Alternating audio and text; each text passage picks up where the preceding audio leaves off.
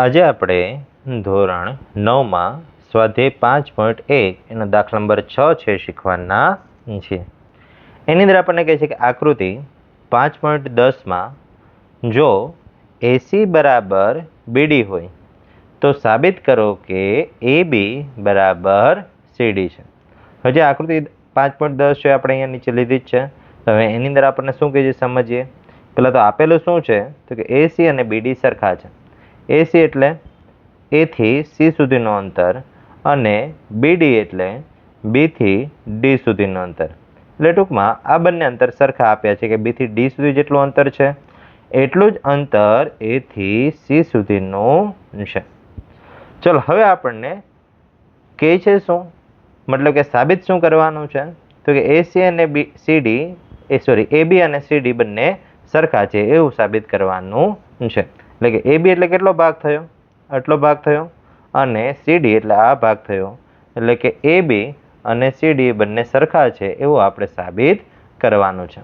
તો ચલો હવે આ સાબિત કરવા માટે શું કરીએ તો કે એના માટે જરાક કિંમત મૂકવાની છે.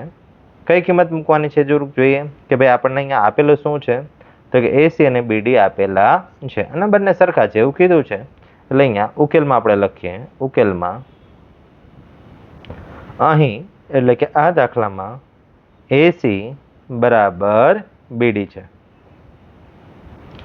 ચલો હવે AC એની કિંમત જોઈએ તો કે AC બરાબર શું છે, બ્રેકેટમાં લખીએ કે AC બરાબર તો ધારો કે આકૃતિમાં જોઈએ એટલે વધારે ખ્યાલ આવશે. A થી C સુધીનો ભાગ અહીંયા AC એટલે શું થાય તો કે A થી B સુધીનો ભાગ પ્લસ B થી C સુધીનો ભાગ. એ બે ભાગનો તમે સરવાળો કરો ત્યારે આખો ભાગ છે AB બનશે એટલે કે AC બનશે.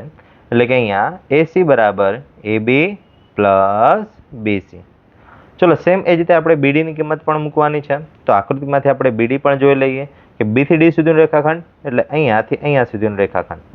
ચલો હવે એક કયા બે ભાગનો સરવાળો છે તો કે B થી C સુધીનો ભાગ અને C થી D સુધીનો ભાગ. યસ, એટલે હવે એના માટે આપણે લખીએ કે ભાઈ અહીંયા BD બરાબર તો શું છે આકૃતિમાં તો કે BD બરાબર તો BC પ્લસ CD છે.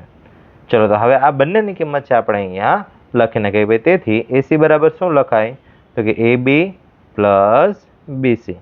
વચ્ચે પાછું અહીંયા જે બરાબર હતું એનું એ જ આવી ગયું.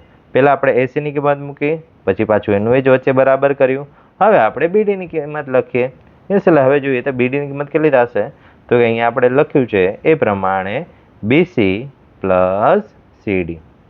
હવે ધ્યાનથી જો કે ભાઈ આપણે બે બાજુ BC આવે છે તો BCને એક બાજુ લઈ લઈએ અને બંને BC છે ઉડાડી દઈએ. એટલે કે AB બરાબર BC પ્લસ CD અને એક જે BC હતો એને આપણે જમણી બાજુ લઈએ છીએ એટલે એની નિશાની ચેન્જ થઈ જશે.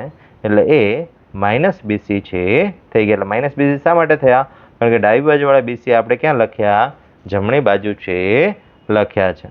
ચલો તો હવે ધ્યાનથી જોઈએ તો BC એક વખત પ્લસ છે એક વખત માઇનસ છે.